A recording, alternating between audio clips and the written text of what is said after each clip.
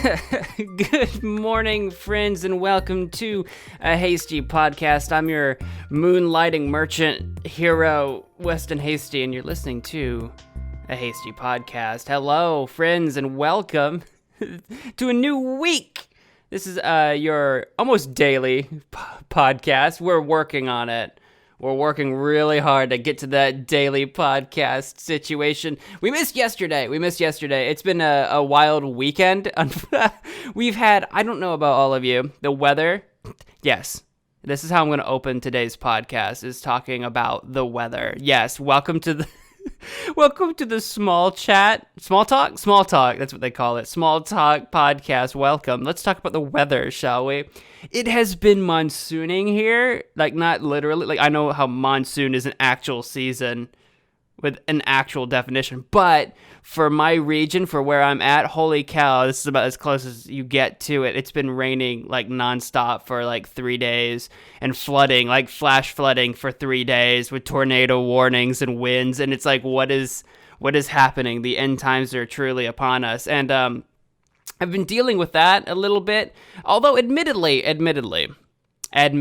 have had the time to prepare this podcast. We shouldn't have missed yesterday. We missed an upload yesterday of the podcast, and I shouldn't be sounding happy about that, but I have a small confession to make, and it has something to do with today's episode.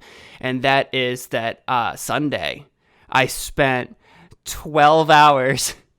I don't ever do this. I spent 12 hours in a single game session, playing one game straight, taking like one break to eat food, I think.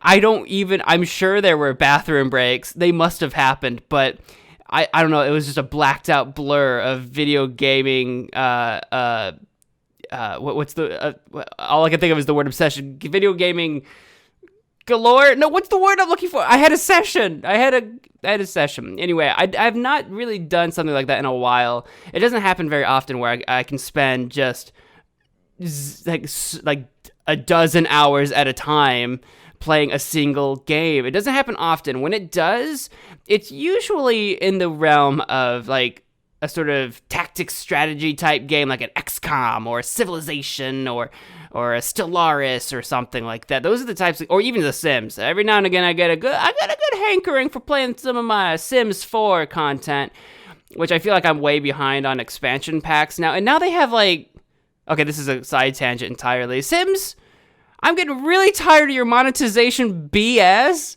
You got expansion packs, game packs, stuff packs, and now the kits, whatever the frick a kit is, which is like a mix between like a stuff pack and a game pack or something. Too much. It's too much. Anyway, that's I'm not a Sims podcast. I'm not a Sims sort of personality, so I don't talk about Sims very much, but maybe I should. Maybe that'll be an episode at some point because I love The Sims, the game. I remember playing the first game and the second game and the third game and the fourth game. I love The Sims, but my God, the monetization. Anyway, as well as other gripes and stuff. That is neither here nor there. I was not playing The Sims. That is a side tangent. I spent 12 hours basically straight playing a game. It's not a new game either. It's not even a game that I haven't played before. But the last time I played it, it was for such a short amount of time. It's this game called Moonlighter. Yes, Moonlighter. Now the moonlighting hero merchant or whatever I called myself at the beginning of this. Now it all makes sense. There we go. Sorry. Am I recording? Oh, fantastic. For a second there, I'm like, there's no recording. No, we're good. It's fine. We didn't miss much. We wouldn't have missed much. It's only been a couple minutes. My coffee's getting a little cool. It could be a lot hotter. I have an obsession with coffee. Moonlighter. It's a game that came out in 2018. I had to look this up. Because I think I played it for the first time in 2019. I think. Maybe it was 2020. Maybe it was last year. But I feel like it was 2 years ago. It came out in May of 2018. So a little over 3 years ago at this point. It's made by the studio called Digital Sun, I had never heard of them before. I don't know if they've, I haven't looked it up. I haven't looked up what else they've done. I could do that. I have the power. We have the power, hang on, Digital Sun Games. What else have they done? Have they done anything else? We have the power of the internet in the 21st century to look stuff up. This is another side tangent, but I remember, this is a complete side tangent. I remember being younger, like not even a child, like even as a teenager, right? Where it, like internet access from your phone even, which I'm sitting in front of a computer right now, but as a kid growing up, I had dial-up and we the family did not use internet unless it was absolutely necessary, because I think we paid by the megabyte of data or something. I don't remember how it worked, but we didn't use the internet much. And then even growing up as a teenager who finally had access to a cell phone, didn't really have internet on the cell phone, you know what I mean? So, like, I remember not being able to just actively look up the answers to questions that I have. I am very content with just not knowing the answer to questions that I have burning inside my heart. So sometimes I'll sit down and say, oh, wow, I think I remember this thing or that person or this event, but I don't really remember, so I guess I'll just never know. And, like, literally, I have the power to look this stuff up. I'm seeing that Digital Sun, they've only made Moonlighter, I think. They were founded in 2015. I think they worked on Moonlighter. That's their one game that they've made so far. I don't know what else they're looking on. This is just a cursory look. Spanish? I think I saw that. Spanish studio. Moonlighter came out in 2018 for basically everything for the modern console generation and PC and Mac and all that stuff, and then a Switch release later in November of the same year. I feel like this would be a fun game to play on Switch, actually, and I think it belongs on a Nintendo device, honestly, because to give you a bit of a synopsis of what this game is, it's heavily inspired by, I almost said Legend of Nintendo. I almost did. My brain was like, Legend of Nintendo. The Legend of Zelda. The Legend of Link. The Link of the Zeldas. It's heavily inspired by Legend of Zelda. Very clearly so. I mean, right out of the gate, at the beginning, they make well, not right at the beginning. You have a bit of a tutorial. But, like, the first character that you meet that has dialogue with you, which is kind of like, I can't even say like a parental figure, because I don't think he parents you at all, but some kind of elderly guardian figure of yours. Xenon, I think was his name. I already forgot, but something like that. Xenomorphs. Anyway, he makes a reference to it's dangerous to go alone. Here, take this. Because at the beginning of the game, you don't know much about who you are or why you're doing what you're doing. It's the tutorial section. At the very beginning, the game kind of throws you into a dungeon with some tutorial instructions, and you're clearly this, like, dude. I'm not sure how young or old you're supposed to be, but young man. You're a young lad, a young man. Little more than a lad, in fact. Making it out into this dungeon with this giant, like, knapsack on your back, presumably for collecting items or carrying your stuff, your adventuring gear in. And your only weapon is a broom. You have a broom. You go fight some monsters with a broom. In what universe that ever seemed like a good idea to your character? Your character's name is Will, which I think is a fun name for the game. For starters, it's simple. It's a simple, easy, 4-letter name, just like Link in The Legend of Zelda is 4 letters. Will is 4 letters. I feel like that was kind of what they were going for. I see you, Sun Studios. I see you. I see what's going on. Or Digital Sun, not Sun Studios. Digital Sun, I see you. But also, I think that there's something about once you find out sort of like, I'm going to say once you find out why you're doing what you're doing, but also, like, the game isn't explicit about why you're doing what you're doing, just that you're doing it. But I think a lot of it is that you find yourself in a world that has kind of, or at least a town, I can't speak for the greater world, but in your area, a town that has kind of given up hope on several things, except for your character, Will. He has the will to, like, push forward, push beyond, and do more than he was ever supposed to be capable of doing. So I feel like Will is a very poetic name. Not that you know any of this at the beginning, of course. You have this little tutorial section, use the analog stick to move. I recommend playing this with a controller. If you're playing this on console, obviously you'll be playing on a controller. If you're playing on PC, get yourself a controller. The first time I played this game a couple years ago for my YouTube channel called Magic Man Mo on YouTube, youtube.com/Magic Man Mo. Check me out. I don't think I streamed it. I think I did like a 3-part little mini Let's Play series back when I would occasionally do little 3-part mini series of games that I was thinking about playing for the channel and that kind of thing. And I played a few episodes of Moonlighter. And I tried to play it on mouse and keyboard and really struggled with the controls. It is just far more comfortable for the button configuration and stuff. Far more comfortable on a controller. It's inspired by The Legend of Zelda, so it's over the top down, I should say. It's a top down sort of adventure game in the vein of like the first Legend of Zelda, right? With like, the first Legend of Zelda, if you don't know, you're about to know, where you would be like in a room, and when you go through a door, the screen would like move over to the next room, and this camera doesn't really move with you. It's static and focuses on a room at a time. That's how the dungeon camera works. The outside the dungeon camera follows you around like a very modern game, since modern technology is advanced beyond the original Nintendo. But that's kind of like the inspiration that you're going for. So top down 2D sprites type game. I think it's 2D you know what, I'm like imagining this now. Hang on, I think they are technically 3D. Are they technically 3D models? Are they sprites? I think they're sprites. It's really well done. The sort of pixel inspired graphics, I'm not entirely sure that you can legitimately call it pixel graphics, because it's like not obviously pixelated, but obviously taking inspiration from pixel graphics. But it's got that sprite look to it, top down 2D sprite kind of looking thing. And the combat is very Legend of Zelda-esque in the sense that getting close to your enemies, swing your weapon, bounce out. You do have a combat roll, which is nice. So it's got that, I don't know, Dark Souls inspiration. No. I plenty of games have had a combat roll before Dark Souls. It's also got, if you choose to use the sword and shield, it's got a block. You can block with it, but you do have a number of different weapons you can choose from. You can do sword and shield. You can do a big two-handed sword. You can do a spear.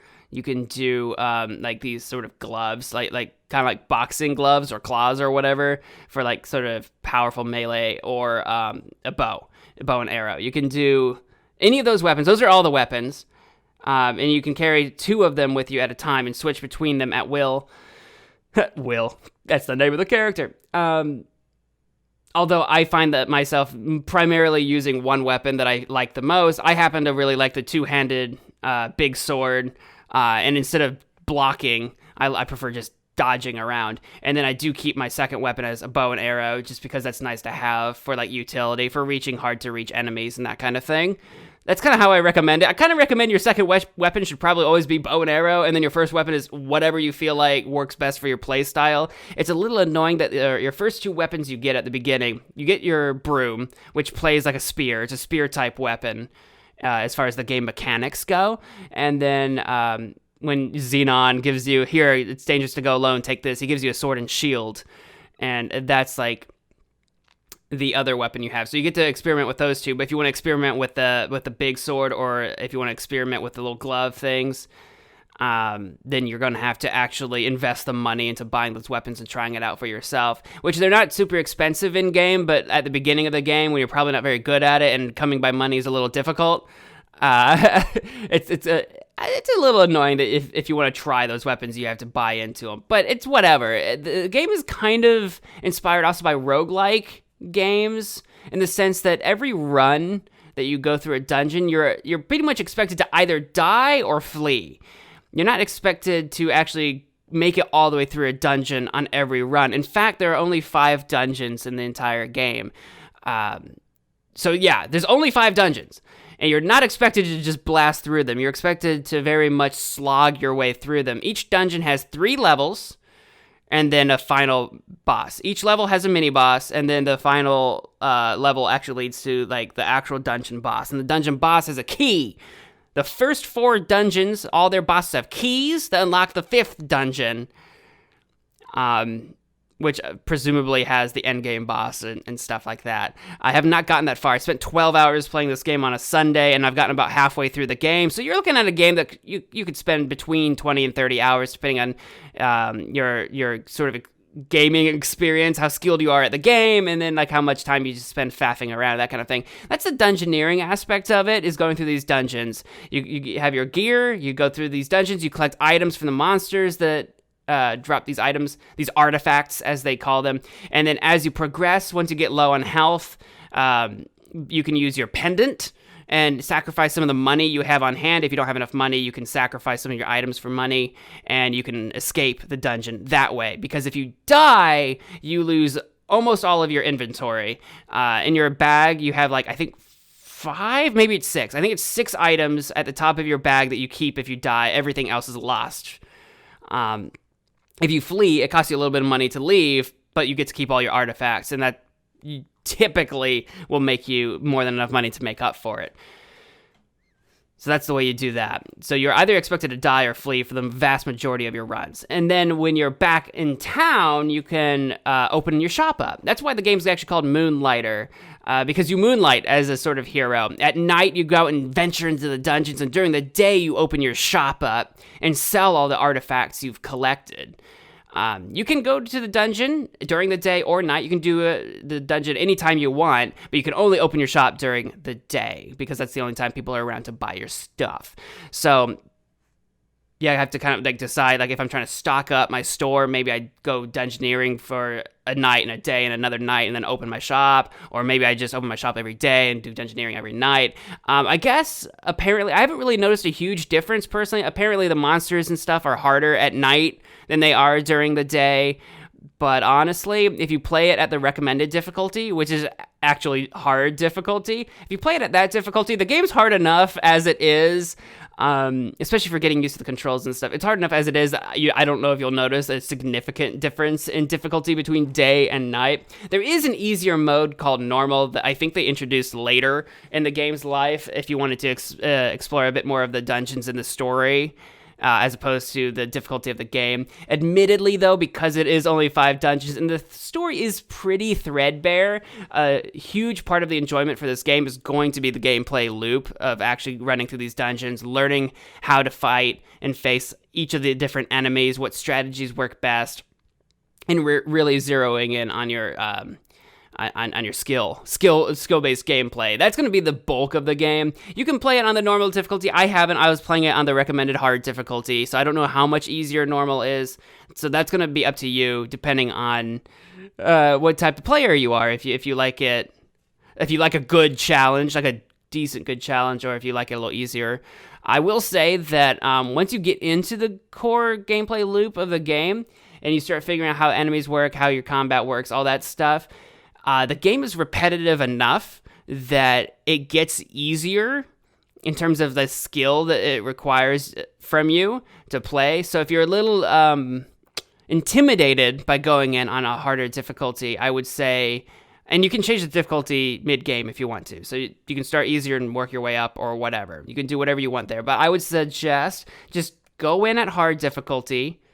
And if you start finding yourself a little frustrated, if you push through and remind yourself that the game expects you to either die or flee, right? The game expects you to learn when you're getting overwhelmed.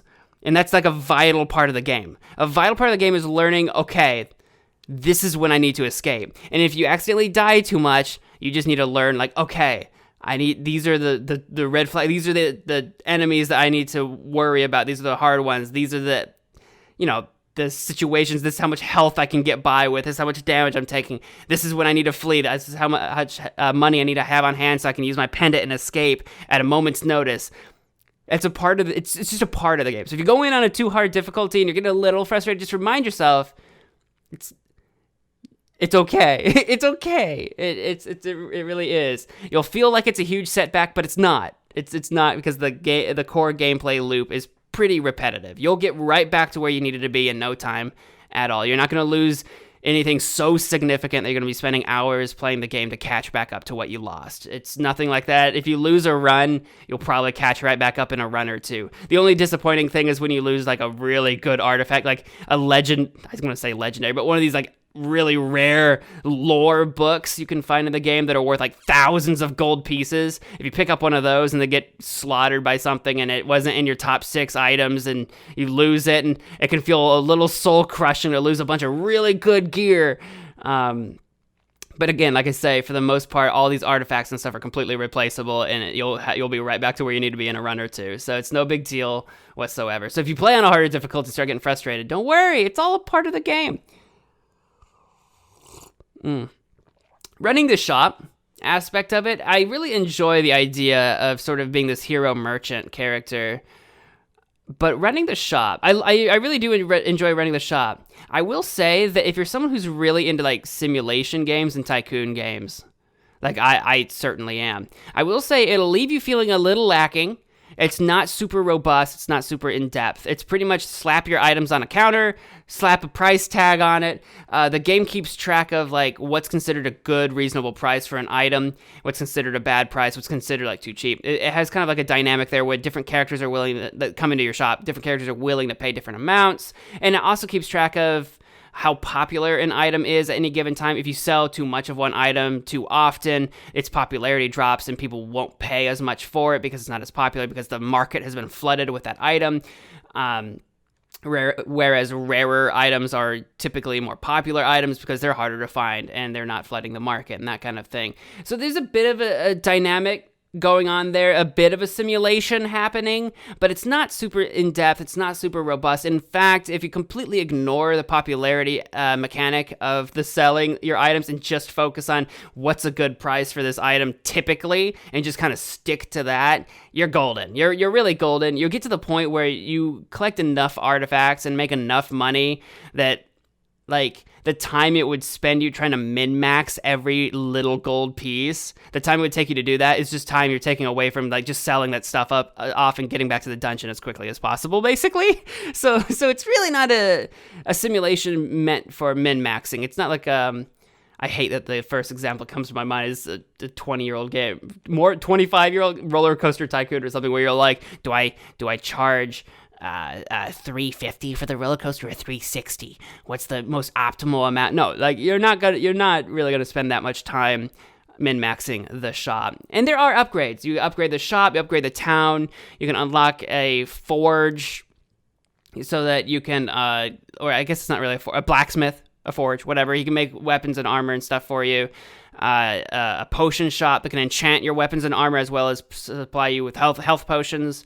Another retailer shop so that if you need any items for your upgrades, because pretty much all your upgrades and weapons and armor and everything, you're going to need items that can be found in the dungeons to help to actually make those upgrades. So if you want your big sword level 2, I forget what it's called, bigger sword, whatever it is, you're going to need 3 sticks and 4 iron bars and 5 foundry pieces or whatever, right? You're going to need these different artifacts that you can get from the dungeons, or you can unlock the retailer and he sells them to you if you don't want to go looking for those items at an extreme markup.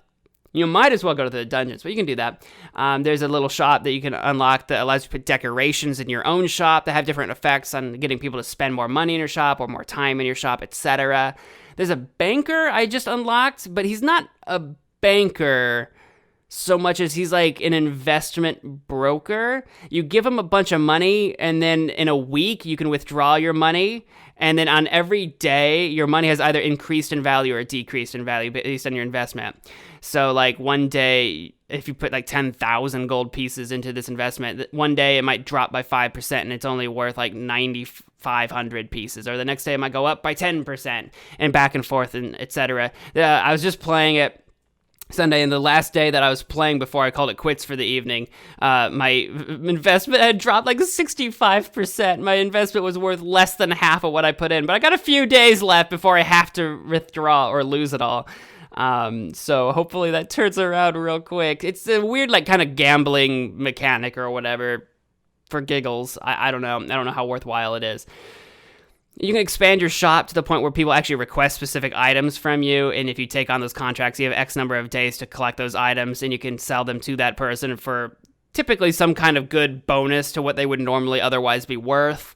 That's kind of mid-game stuff. You start unlocking all these, like all the different shops. You have to get about mid-game before you unlock all the shops, and you unlock the ability to do that in your own shop, and you've upgraded your shop to the point where you have a lot of spaces to sell stuff.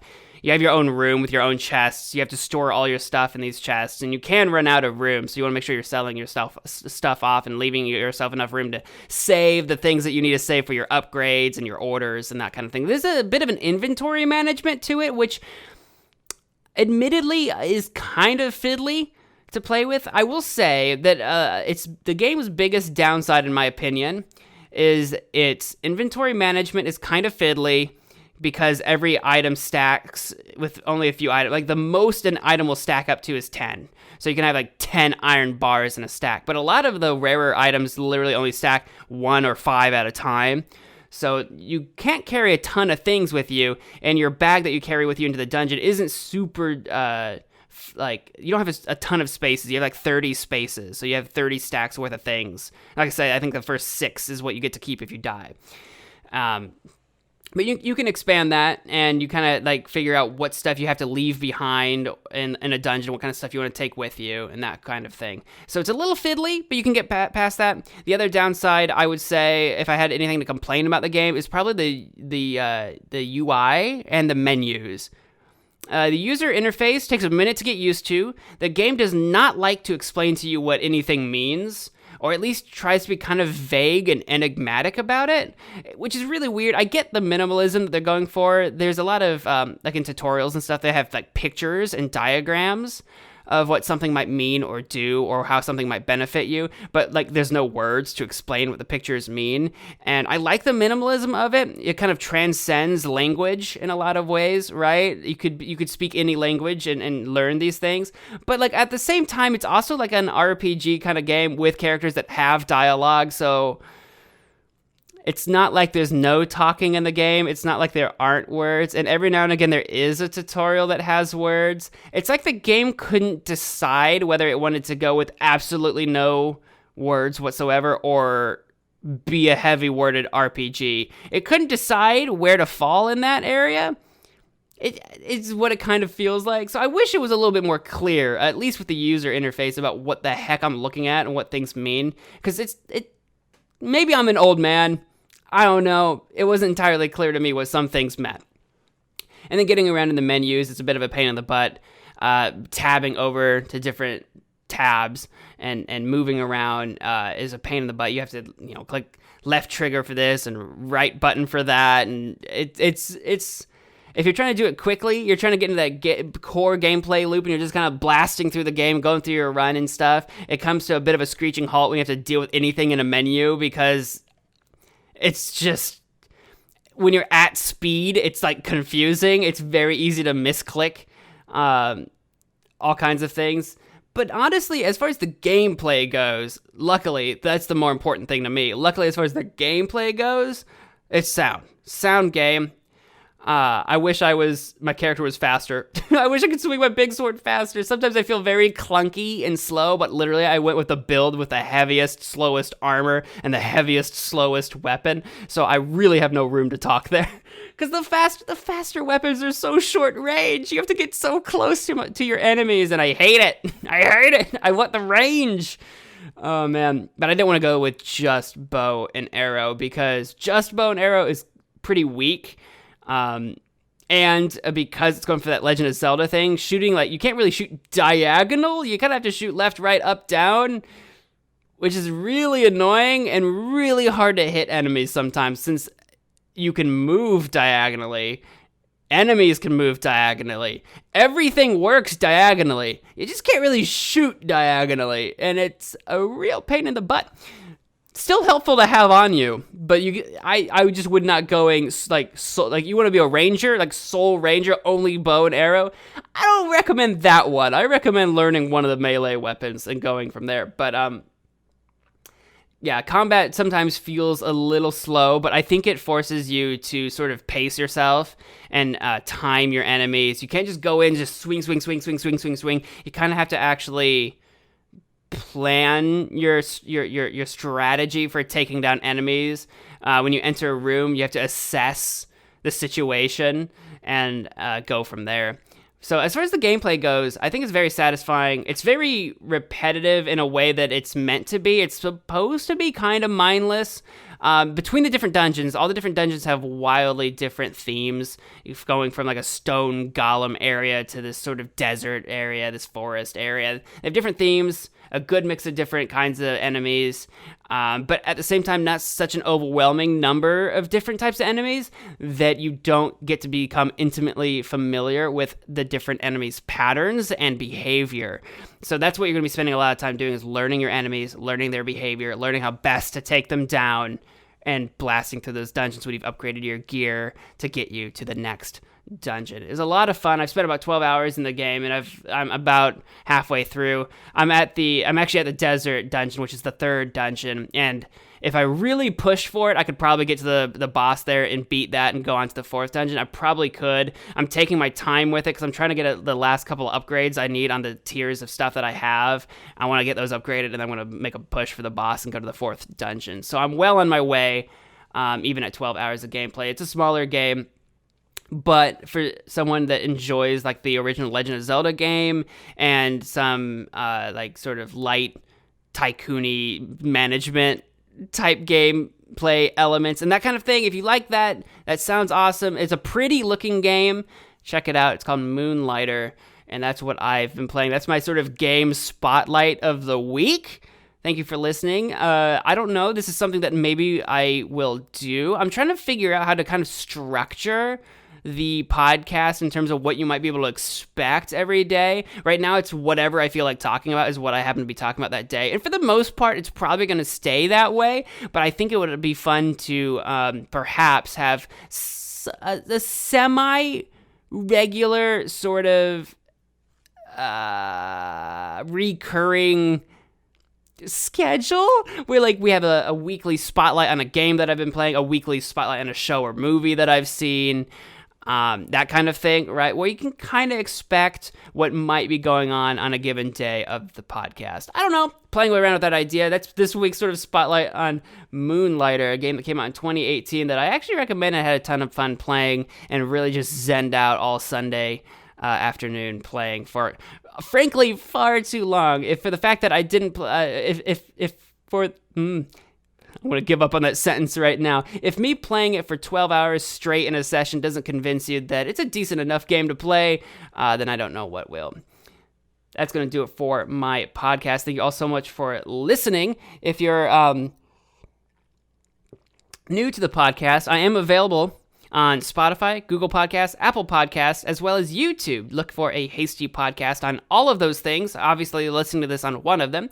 Check it out on whatever your favorite one might be. If it's this one that you're listening to, make sure you like or subscribe, depending on what you're listening to this on, as well as share with your friends and help spread the word of the show. Let people know that we exist. If you want to hit me up and ask a question, leave a comment, etc., do so on Twitter, using the hashtag Hasty Podcast, or tweeting at me directly at Weston Hasty, preferably with that hashtag because it's easier for me to look up later. I take all those comments and questions, etc., and use them in future podcasts. I read them, discuss them, etc. So hit me up on Twitter, as well as Patreon. If you would like to support the show financially, you can do so at patreon.com/Weston Hasty. Where we have a weekly bonus sort of podcast just as an extension of this one for Patreon patrons only. So you can check that out at patreon.com/Weston Hasty. Also check me out at my other things. I have other projects as well, primarily my gaming YouTube channel, Magic Man Mo, at youtube.com/MagicManMo. That's where you can check out all my gaming exploits. I do Let's Play videos. I do these short little TikTok things. They're called YouTube Shorts. I stream all of that over on Magic Man Mo on YouTube. That's going to do it for today's episode. Thank you all so much for listening. If you enjoyed it, please do all the things. Until next time, take care of yourselves, take care of each other, and wash your hands. I'm out of here. Bye.